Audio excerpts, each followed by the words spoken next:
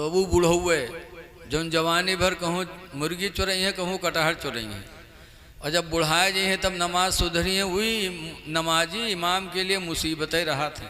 बुढ़वा पहुँच जाई है 3 बजे रात के, मौलवी ओ मौलवी तुम्हार आँखें न खुली, बहुत चर्बी आए गए हो, अब तुम्हार बिस्तरा यहाँ से उठ ही वाला है, बताओ। वो बुढ़वा ये नहीं सोचता कि इस उम्र में हम थे तो हम कितना सोते थे। इमाम है, जवान है, आँख लग गई।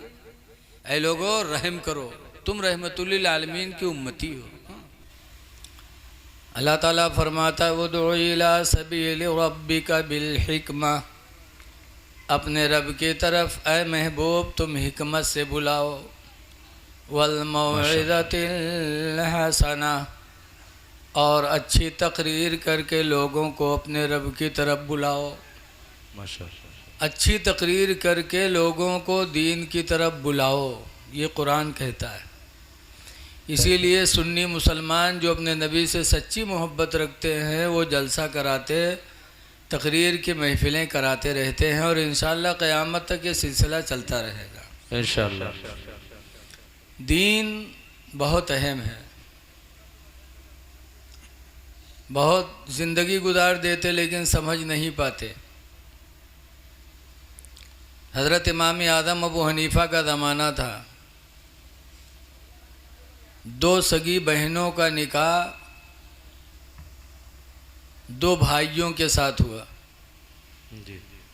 2 बहन थी, आज भी बहुत से बड़े लड़का के शादी भे तो छोटके के हुए कई, लेकिन कि 2 सगी बहन घर में आई है, 2 सगे भाई तो झगड़ा ना हुई है।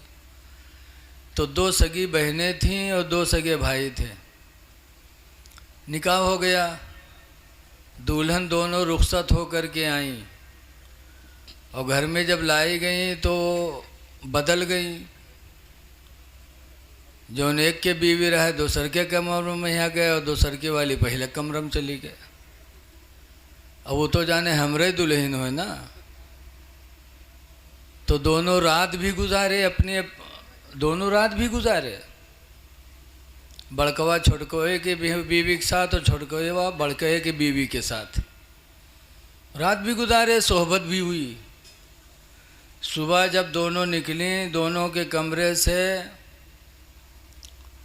तो बाप का माथा ठनक गया, हाय अल्लाह ये क्या हो गया। इसकी दुल्हन थी इसके कमरे में सोई, और इसकी दुल्हन इसके कमरे में सोई। तो मसला पूछने के लिए कूफा में एक साहब से पूछा कि अब क्या होना चाहिए। तो कहा ये वती जो हुई है ये शुभा में हुई। उसने समझा मेरी बीवी है, उसने समझा मेरी बीवी, इस शुभा में सोहबत हो गई। कोई बात नहीं है, अब जिसकी बीवी है उसके साथ वापस लौटाओ। इमाम आदम अबू हनीफ़ा रदियल्लाहु अन्हु ने जब सुना, जिन्होंने मसला बताया बहुत बड़े आलिम थे, अरे भैया सीटी बंद कर दे मेरे भाई, वो भी बहुत बड़े इमाम थे। इमाम हसन हैं या इमाम कोई इमाम है, नाम याद नहीं आ रहा, कूफा के इमाम थे। उन्होंने ये मसला बताया कि वती भी शुभा हुई है, लिहाजा इसमें कोई बात नहीं है, अब जिसकी निकाह में जो बीवी थी उसके साथ रहे। इमाम आदम अबू हनीफ़ा ने सुना, कहा ना, दोनों अपनी अपनी बीवी को तलाक दें, दोनों तलाक दे दें, फिर जिसने जिससे सोहबत किया है उससे वो निकाह करे। और हलाला भी नहीं है, इसलिए कि जिसने जिससे सोहबत किया उसकी बीवी थी नहीं, थी दूसरे की, और उसने जिससे सोहबत किया वो भी दूसरे की बीवी थी। तो तलाक दें, उसके बाद जिससे सोहबत किया है उससे निकाह करे वो। इमाम आदम अबू हनीफ़ा ने जब ये बताया तो इमाम साहब के कान खड़े हो गए। कह रहे जो बात इमाम आदम पर अल्लाह ने ज़ाहिर किया उससे हम लोग महरूम हैं। पता चला दीन बहुत बड़ा है, लेकिन यहाँ 2-4 साल मदरसा में पढ़ लिया जाता है तो बहुराए जावा जाता है। और उनका तो छोड़ दो, जो 2-4 किताब उर्दू पढ़ते उन्हों अपने आप का मुफ्ती समझते। ऐ लोगों, इल्म बहुत ख़जाना है। हज़रत आमश रदी अल्लाह ताला अन्हु की बीवी थी। उन्होंने एक दिन अपनी बीवी से कहा, सुन ले, आज आटा ख़त्म हुआ तो अगर तू मुझसे कहेगे कि आटा ले आओ तो तुझे तलाक है। अगर किसी से कहलवाएगी कि कह दो आटा ले आए तो तुझे तलाक है। और अगर तूने लिख कर के दिया मुझे कि आटा ले आओ तो भी तुझे तलाक है।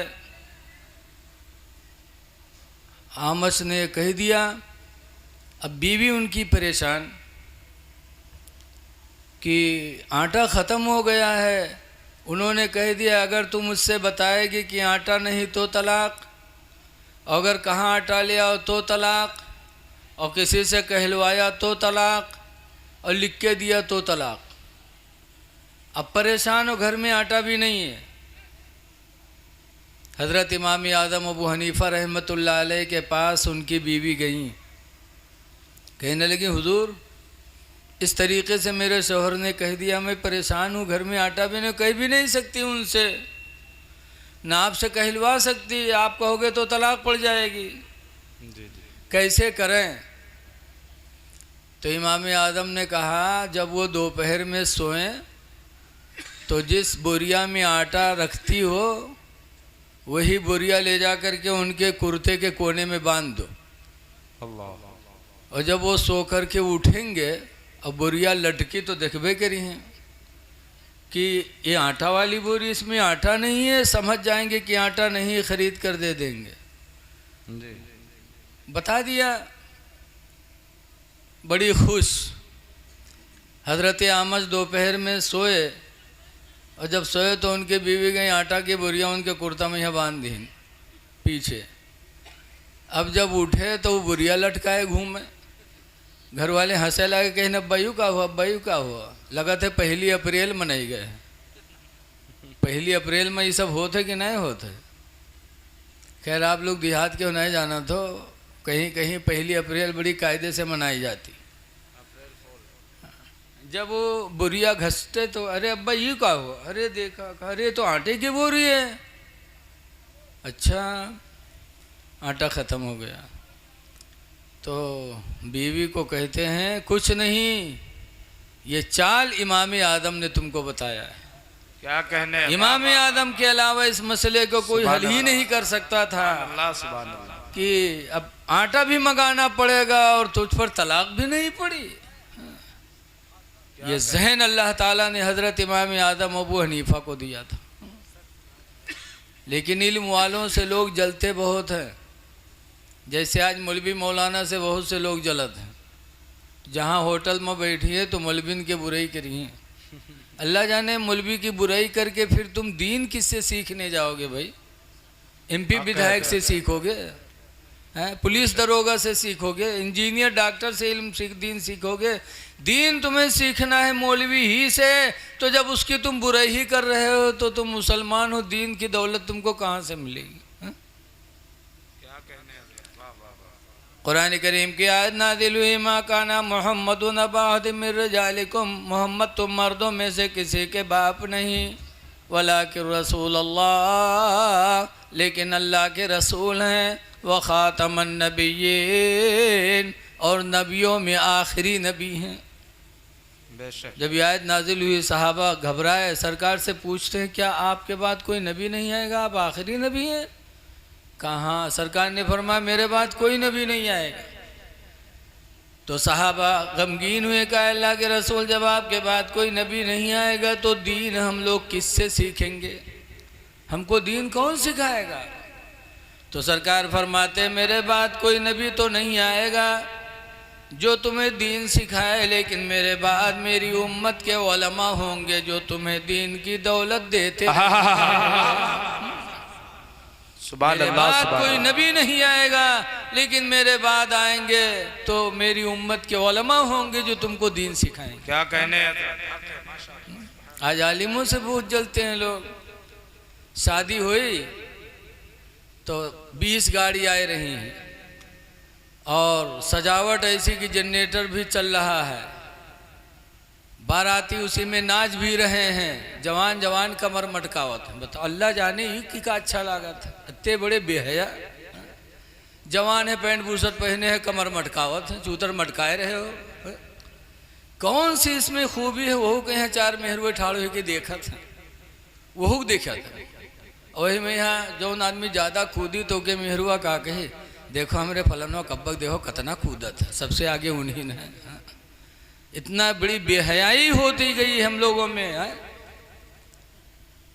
20 लाख खर्च, पूछो तो कितना खर्च हुआ? 15 लाख रुपया बच्चे के शादी में खर्च किया है, 10 लाख खर्च किया है। और उसके बाद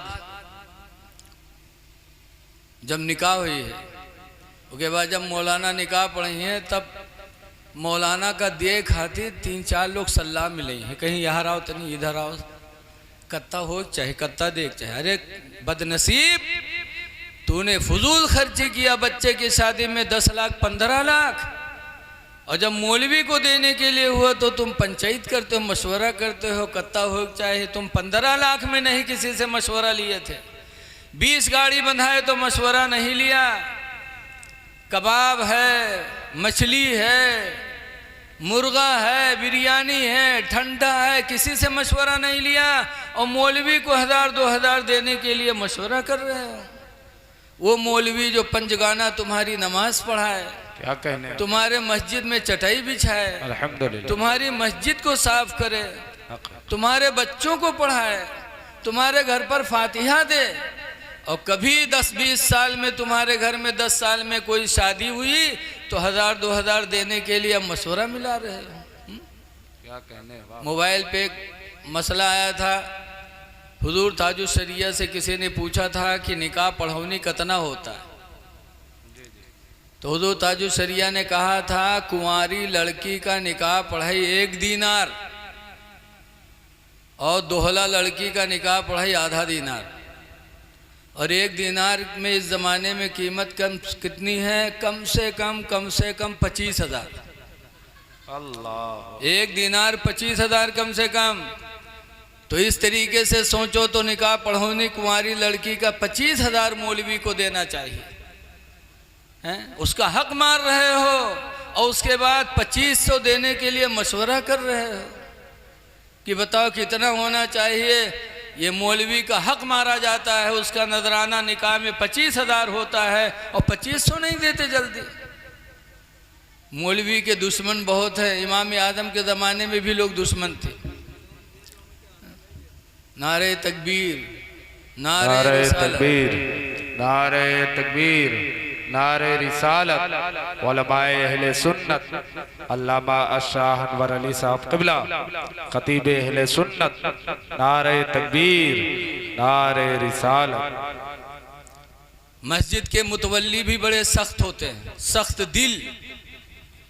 मस्जिद बनाएंगे तो कहेंगे इसमें एसी लगना चाहे हो जाएगा, संगे मरमर वो भी हो जाएगा, मीनार 100 फुट की बनेगी वो भी हो जाएगा, गेट हाई फाई बने वो भी हो जाएगा, सबके लिए पैसा है। और जब इमाम को रखेंगे तो तनख्वाह 7,000-8,000, उसके लिए गरीबी आती है। 100 फुट मीनार बनाने के लिए गरीबी नहीं आती। क्या इस्लाम में कहीं लिखा है कि मीनार बने तो 100 फुट बने? क्या कहीं लिखा है कि मस्जिद बने तो संगे मरमर ही लगे? कहाँ लिखा है कि गेट बने तो 50,000 का गेट, 50 लाख का गेट बन जाए? कहीं नहीं लिखा है। उसके लिए पैसा आपके पास है, और इमाम को देखने के लिए आपके पास पैसे नहीं है। बीवी बीमार हो गई, बेचारा कर्जा मांग रहा है तुम्हारा इमाम। बच्ची की शादी है तो गांव वालों से मदद मांग रहा है, बिटिया की शादी कुछ मदद कर दो। ये हमारी आपकी गैरत मर गई है? एक इमाम को रख करके हम उसको तकलीफ देते हैं। ऐ लोगों, इसीलिए मुसलमान पीछे जा रहा है। और ये आज की बात नहीं, हर ज़माने में उलमा से लोग हासिद बने। इमाम आदम अबू हनीफा का ज़माना था। हज़रत इमाम आदम का जब अल्लाह ताला ने उनका दबदबा और अल्लाह ने उनकी शोहरत फैलाई तो लोग उनके हासिद हुए और ऐसा हासिद हुए कि एक औरत को तैयार किया कि तुम जाओ इमाम आदम अपने आदमी का पठो या किसी लड़के को भेजो, इमाम आदम को घर बुलाओ, कह दो मेरी बीवी बहुत सख्त बीमार है, चल के फूंक डाल दो। इमाम आदम को बुलाने गए, आए फूंक डालने के लिए। जैसे घर में घुसे, बाहर से लोगों ने दरवाज़ा बंद कर लिया और बीवी को पहले ट्रेनिंग दी थी। बीवी चिल्लाने लगी कि मुझे ये ज़बरदस्ती छेड़ रहे हैं। दरवाज़ा खोला गया, लोग जमा हुए। कादी कूफा के जो कादी थे उनके पास शिकायत ले गई। लोग लेकर गए कि ये इमाम आदम बनते हैं, इस औरत के घर में फूंक छोड़ने गए थे, फिर दरवाज़ा बंद करके इसकी इज्जत पे हमला किया। अल्लाह। तो कादी शहर ने दोनों को जेल में डाल दिया। कहा शाम हो चुकी है, औरत को भी जेल डालो, इमाम आदम को भी जेल में डालो, सुबह फैसला होगा। चले गए जेल। कैसे कैसे हासिद थे, दुश्मन थे दीन के। इमाम आदम जेल चले गए, लेकिन जब जेल गए तो पूरी रात इमाम आदम सोए नहीं, इबादत में लगे रहे। पूरी रात नमाज पढ़ते रहे, खुदा से दुआ मांगते रहे। सुभान अल्लाह, सुभान। जब वो औरत ने इमाम आदम की इबादत देखी, 2 घंटा देखा, 3 घंटा देखा, 4 घंटा देखा, तो आके हाथ जोड़ के रोने लगी। इमाम आदम, खुदा के लिए माफ़ कर दो, मेरा दिल और ईमान गवाही देता है कि आप सच्चे हो। लोगों ने मुझे उभारा था कि इस तरीके से इमाम आदम को बदनाम करना, हम तुमको पैसे देंगे, लोगों के कहे में मैं आ गई थी। अल्लाह माफ़ करे, माफ़ कर दो, खुदा की कसम मुझे यकीन है कि आप बड़े पाक दामन हैं। सुभान अल्लाह। तो इमाम आदम ने फरमाया ठीक है, जाओ जेलर से कहो अपनी कोई ज़रूरत बताओ कि मुझे थोड़ी देर के लिए घर जाने दो, और अपना कोई उज़्र बता करके घर जाओ और मेरी बीवी उम्मे हम्माद को जेल में भेज दो। वो गई छुट्टी ले करके, और इमाम आदम की बीवी उम्मे हम्माद को जेल में भेज दिया। रात का टाइम था, जेलर पहचान भी नहीं सका कि जो औरत गई थी वही तो आई होगी, अंदर चली गई। सुबह हुई, काजी ने दोनों को तलब किया, कहा इमाम आदम को लाया जाए और उस औरत को लाया जाए। जब दोनों लाए गए कादी के दरबार में, तो कादी ने कहा क्या हुआ? लोगों ने कहा ये इमाम आदम है, इस औरत के घर में गए थे फूंक छोड़ने, फिर उसको छेड़ा छाड़ा, उसके साथ गलत किया, ज़िना किया। तो इमाम आदम फरमाते हैं कि ठीक है, इस औरत को देखा जाए, औरत है कौन? जब उसका चेहरा खोला गया तो इमाम आदम की बीवी थी। कहा कादी साहब, क्या अपनी बीवी से भी मिलना जुलना बात करना मना है? क्या कहने? वाह वाह वाह। तो उसके बाप को बुलाया गया, इमाम आदम के ससुर को। इमाम आदम के ससुर आए, कहा खुदा की कसम ये मेरी बेटी है, मैंने इसका निकाह इमाम अबू हनीफा से किया है, ये मेरी बेटी है, इनकी बीवी है। तो जो हासिदीन आए थे वो सब पकड़े गए और इतने कोड़े पड़े सब पर क्या कि नानिक ननियौर याद आएगी। न दुनिया मिली न आखिरत मिली, रुसवा हो गए। पता चला कि जब कोई हसद दिल से करता है तो अल्लाह ताला उसको कामयाबी नहीं देता। इसलिए लोगों, अपने इमाम से मोहब्बत करो, मदरसे के मुदर्रिस से मोहब्बत करो।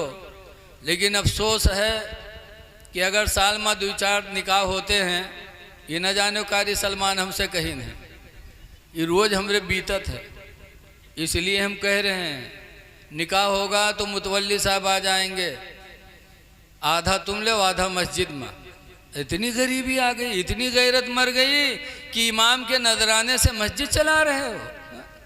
एक तो इमाम की तनख्वाह इतनी कम से कम, उसके बाद उसके निकाह का आधा पैसा काट रहे हो।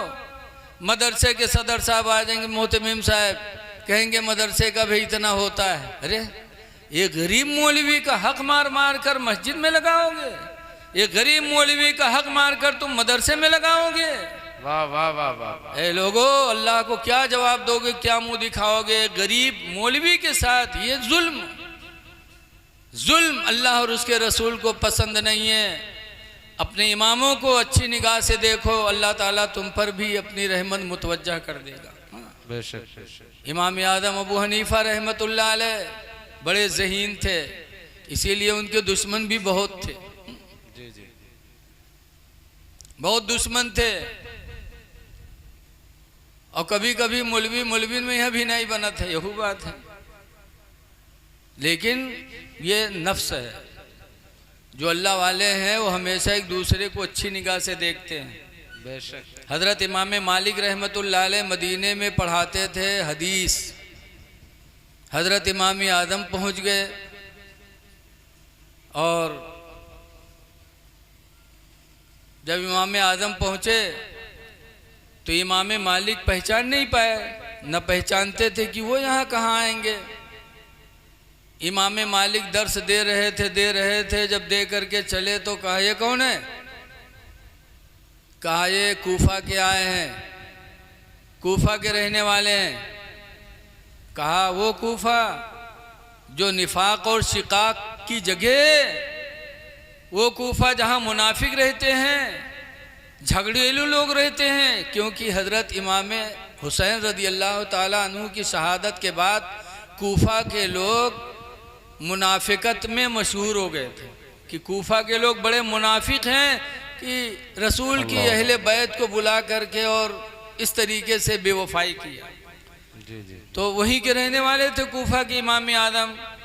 जो बैठे थे, इमाम मालिक दर्स देने के बाद उठे तो कहा ये कहाँ रहता है लड़का, कहाँ से आ गया? तो लोगों ने बताया ये कूफा के हैं। तो कहा वही कूफा जो निफाक की जगह है, शिकाक की जगह है।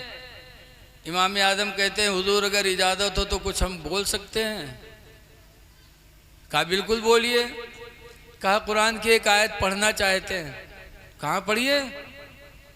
तो इमाम आदम ने पढ़ा था व मिम्मन हौलकुम मिनल अअराबि मुनाफिकून व मिन अहलिल इराक़ मुनाफिकून। ये आयत कुरान की पढ़ी कि जो तुम्हारे इर्द गिर्द गंवार हैं वो मुनाफिक हैं और इराक़ वाले मुनाफिक हैं। तो इमाम मालिक कहते ना आपने गलत पढ़ा कुरान, आपने गलत कुरान पढ़ा। कहा क्यों? कहा आपने जो ये फरमाया मिन अहलिल इराक़ मुनाफिकून, इराक़ नहीं है मदीना है। व मिन अहलिल मदीनते मुनाफिकून। अब आपने इराक़ लगा दिया, वो मदीना है, मदीने की जगह पर आप इराक़ पढ़ रहे हो, गलत है। तो कहा वाह साहब, आप मदीना वालों को मुनाफिक कहेंगे? इसके मतलब आप मदीना वालों को भी मुनाफिक समझ रहे हैं जब कुरान कह रहा है। इमाम मालिक ने जो सुना तो इमाम आदम के सामने तौबा किया कि आपको मैंने मुनाफिक कहा कि मुनाफिक शहर से आए हो, ये मुझसे गलती हो गई। इराक़ मुनाफिकत की जगह नहीं है। ये तो मुनाफिकत कहीं भी पाई जा सकती है। आज लौकी गांव में मुनाफिकत नहीं होगी, हर जगह मुनाफिक हैं। इधर की उधर लगाने वाले हर जगह होते हैं। बोलो होते कि नहीं होते हैं? खुदा करे लौकी गांव ना हो। ये जो लगाए वाले इतने बुरे हैं। 30वें पारे में अल्लाह फरमाता वैलुल लिकुल्लि हुमज़तिल लुमज़ा, हिलाकत है, बर्बादी है लगाई बुझाई करने वाले के लिए। जो लगाई बुझाई करते हैं उनके लिए बर्बादी है, अल्लाह ने फरमा दी। और लगाई बुझाई करत को है कुरान करीम में अल्लज़ी जमा मालन वअद्ददा, वो वही बदनसीब करता जो माल को खूब गिन गिन के जमा कर लेता। बेशक बेशक। जो मालदार हो जाए तो लोगन में यह मिलाई नहीं देते, पार्टी करवाए रहा थे ताकि हमार सिक्का चमकता रहे। क्या अगर सब मिल जाइए तो हमरे दरवाजे पे तेल लगावे कोई, और जब लड़ाए रही वे तो 10 हमरे दरवाजे पे ही सुबह शाम लड़ाई, इधर की उधर उधर की इधर सुनाने वाले।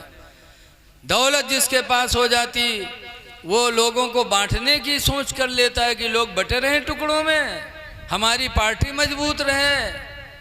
कुरान कहता है या सबुल अयहसबु अन्ना मालहु अखलदा, वो मालदार जानता है कि वो हमेशा हमेशा रहेगा, उसको मौत नहीं आएगी। ये काम कर रहा है पार्टी बंदी का। अल्लाह फरमाता हमेशा नहीं रहेगा। कल्ला लयुंबज़न्ना फिल हुतमा, हाँ हाँ ज़रूर ज़रूर वो जहन्नम में डाला जाएगा। अल्लाह। ऐ लोगों, लगई बुझई न करो, लोगों में इख्तिलाफ न करो, पार्टियां बंदी न करो, मिलजुल के रहो। अल्लाह फरमाता है वातसिमू बिहब्लिल्लाहि जमीआ, अल्लाह के बंदो सब लोग मिलकर अल्लाह की रस्सी को मजबूती से पकड़ लो। वला तफर्रको, और आपस में फूट पैदा न करो। बहरहाल हज़रत इमाम आदम अबू हनीफ़ा की थोड़ी सी ये कहानी थी। एक बात और सुन लो उन्हीं की। हज़रत इमाम आदम अबू हनीफ़ा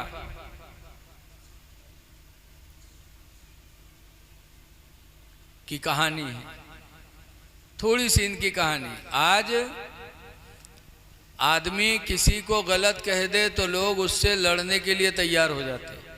बोलो, आज अगर कोई आला हजरत को कुछ कह दे तो लोग फौरन उस पर कुफ्र का फतवा लगा देते, उसको मारने पीटने के लिए तैयार हो जाते। नहीं, अगर कोई आला हजरत को कुछ कहता है तो अगर तुम्हें आला हजरत से मोहब्बत है तो आला हजरत की शख्सियत उसको समझाने की कोशिश करो। बेशक मनवाओ कि आला हजरत थे कौन। लाठी लेके न चलो। आला हजरत आज देखो अक्सर पीर 100 में है 1-2 पीर हुई हैं जिनका छोड़ के अक्सर पीर अपने साथ एक ठो दलाल रखा था, एक दलाली करे वाला मौलाना। वो खड़ा हुए तो आधा घंटा 1 घंटा वो पीर साहब के तारीफ करी, और पीर साहब हर जलसा मुका लेके जाता। और जब वो 1 घंटा पीर साहब के बाप की, पीर साहब के दादा की, पीर साहब के खानका की तारीफ करेगा तो पीर साहब उसको रुपया भी देंगे, दिलवाएंगे भी। आज अक्सर पीर अपने बाप दादा की तारीफ करवाते हैं, लेकिन आला हजरत इमाम अहले सुन्नत के बाप मौलाना नकी खां इतने बड़े आलिम थे, इतने बड़े आलिम थे कि रईसुल मुतकल्लिमीन थे वो। सुभान अल्लाह, सुभान अल्लाह। और आला हजरत के दादा वो भी और बहुत बड़े आलिम थे। जी जी। लेकिन आला हजरत की पूरी हदायत बख्शिश पढ़ो, आला हजरत की किताबें पढ़ो। जो भी आला हजरत की किताब उठाकर देखोगे तो कहीं ना अपने बाप की तारीफ लिखी है, ना अपने दादा की तारीफ लिखी है। पूरी किताबों में अल्लाह आला हजरत ने तारीफ की है तो नबी की, सहाबा की, अहले बैत की, बुजुर्गों की।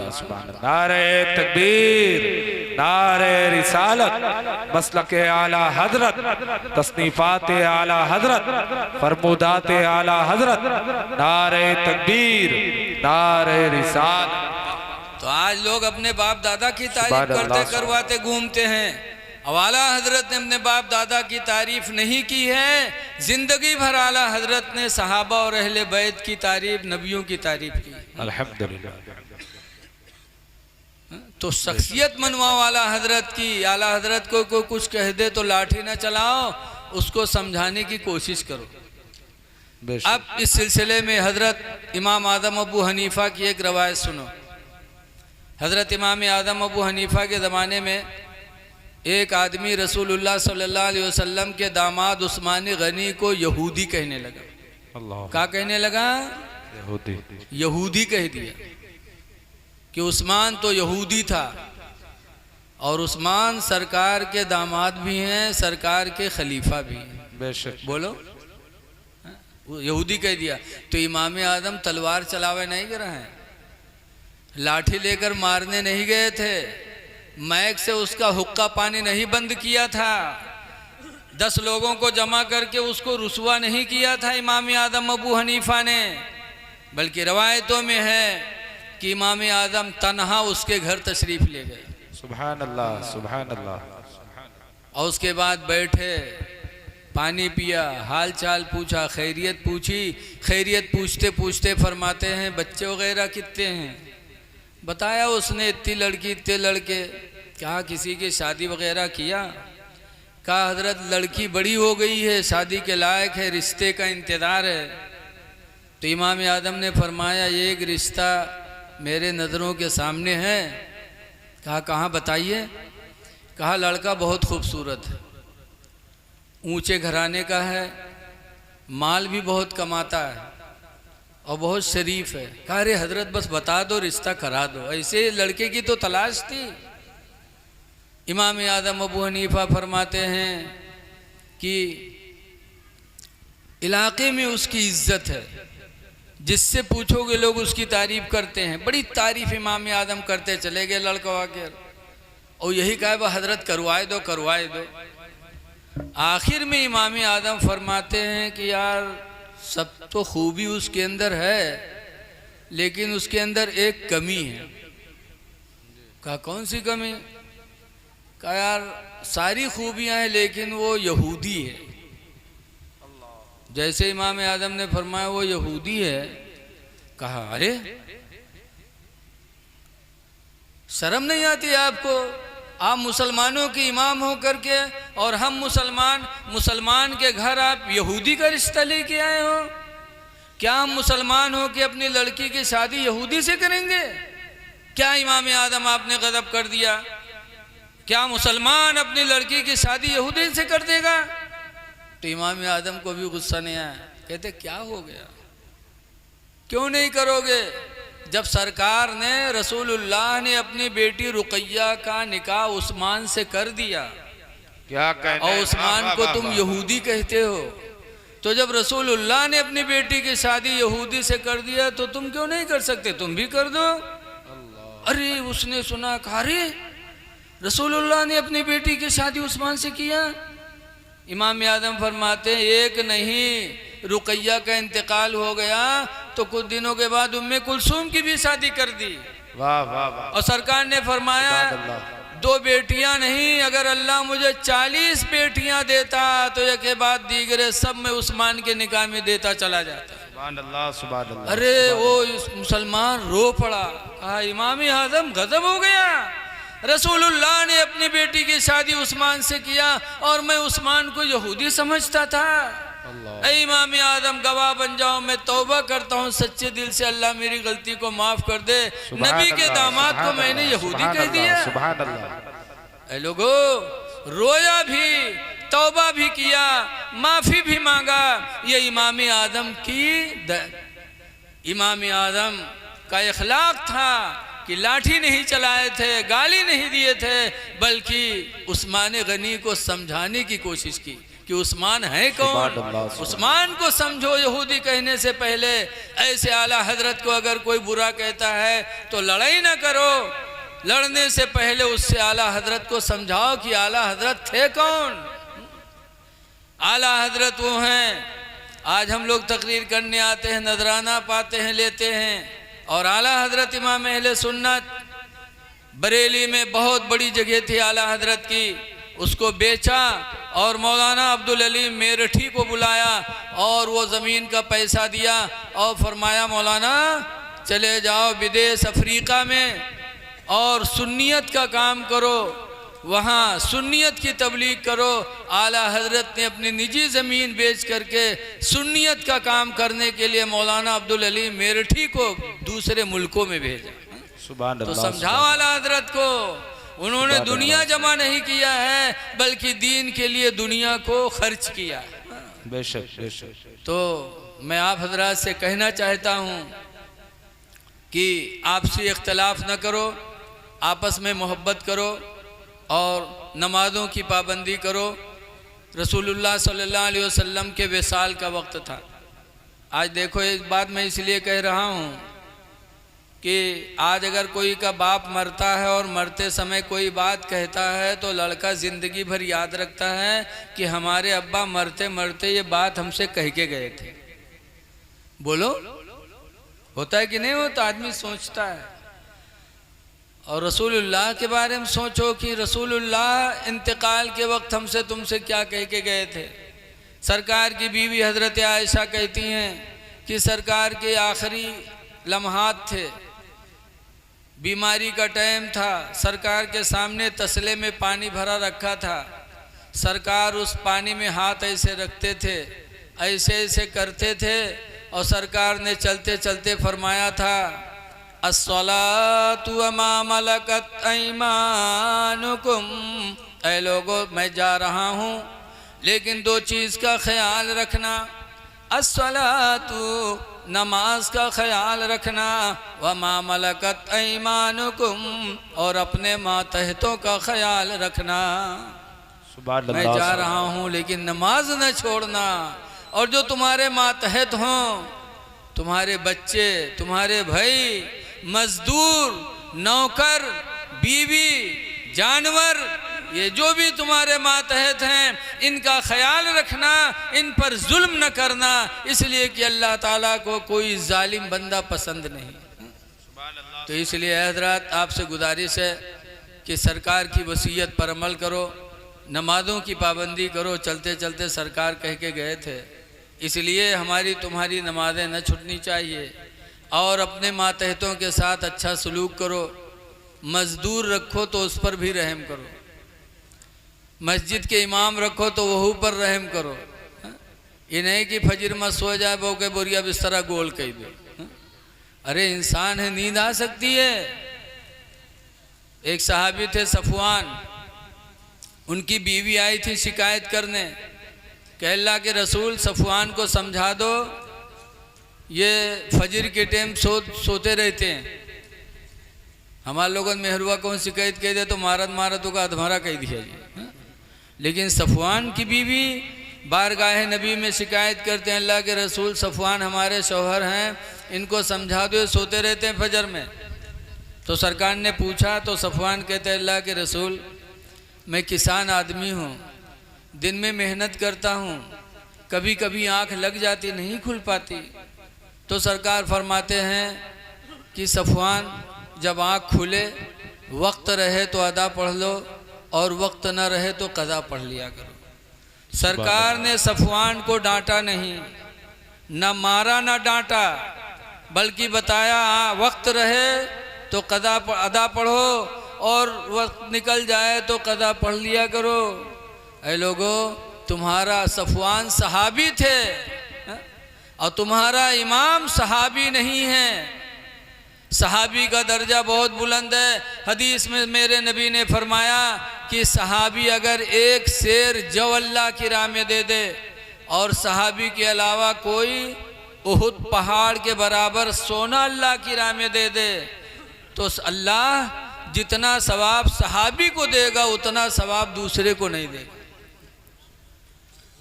तुम सोना खर्च कर दो उहुद पहाड़ के बराबर, उतना सवाब नहीं पा सकते जितना सवाब सहाबी को एक शेर जौ के खर्च करने पर अल्लाह अता करेगा, क्योंकि सहाबा का दर्जा बहुत बुलंद है। सफवान सहाबी हैं, सरकार ने न मारा न डांटा। ऐ लोगो, तुम्हारे मस्जिद का इमाम सहाबी नहीं है, कोई वली नहीं है, जवान है, इनकी भी आँख लग सकती है। तो जब आँख लग जाए तो इनको बुरा भला न कहो, जगा दो, वक्त हो तो पढ़ लेंगे, न होगा तो कज़ा कर लेंगे।